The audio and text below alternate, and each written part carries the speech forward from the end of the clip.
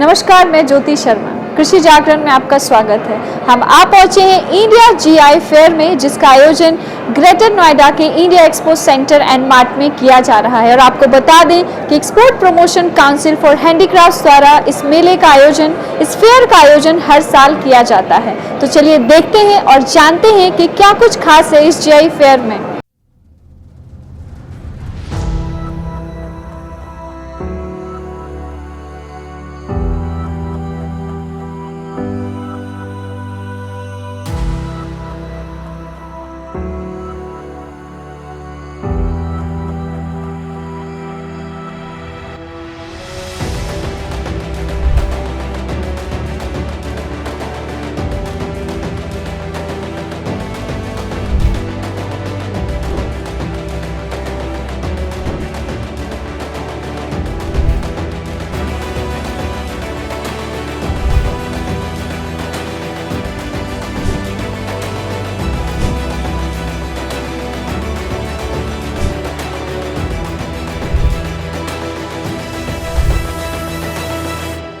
We conceived the idea to bring all GI Tag products under one brand in the year 2015, for which the company GI Tag was created. And today we are successful in bringing more than 200 GI Tag products under our brand name, which is registered as GI Tag itself.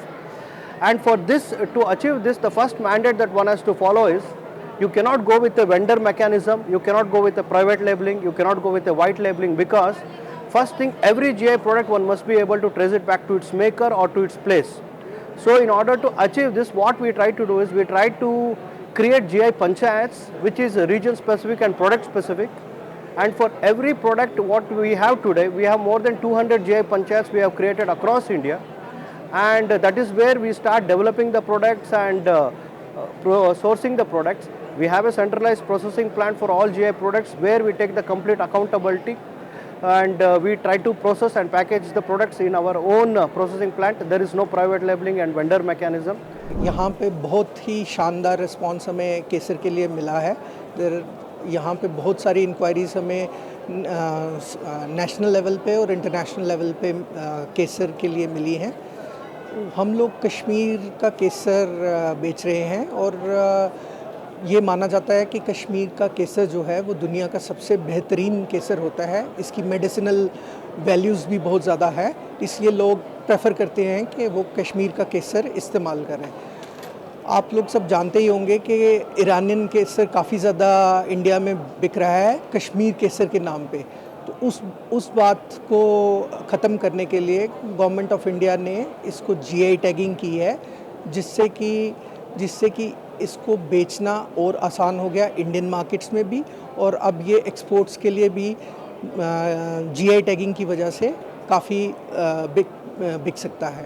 GI tag जो हमें मिला है, पिछले 2 साल से हम GI tag के तहत अपना सैफरान बेच रहे हैं। तो इससे हर एक किसान को जितने भी जुड़े हैं, इसके साथ स्पाइस, हमारी जो स्पाइस मार्क है उसके साथ जो जुड़े हैं उनको डबल फ़ायदा आ गया। इसलिए जीआई टैग मिलने से हमारी पहचान भी दोबारा ज़िंदा हो गई और हमारी पहचान हो गई, जब वो केसर ने खो दी थी पहचान, जीआई टैग से वो वापस आ गई।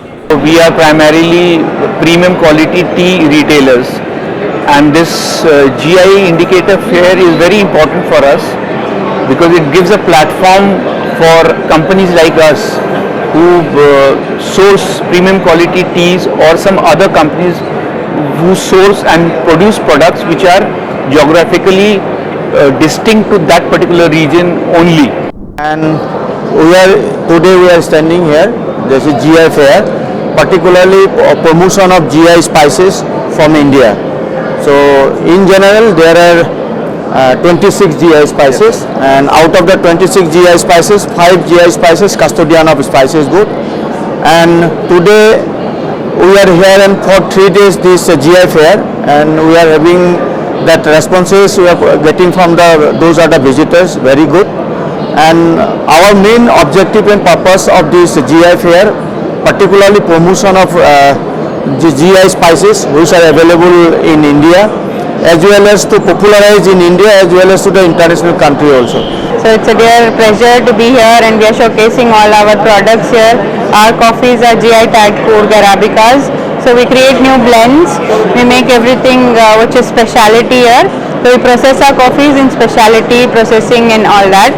I would like to appreciate the organizers to organize such exhibitions wherein we are exhibiting our nativeness and our heritage to the world. I wish to congratulate to the organizer and wish them in future they will organize such events regularly so we can exhibit our heritage across the world. मेरा नाम इंद्रजीत सिंह मुन्नू भैया पटेल है। मैं प्रयागराज इलाहाबाद से आया हूँ और उत्तर प्रदेश का पहला जीआई मुझे मिला है इलाहाबादी सुरखा अमरूद में 2006 में, जो पूरी दुनिया में ये विख्यात है।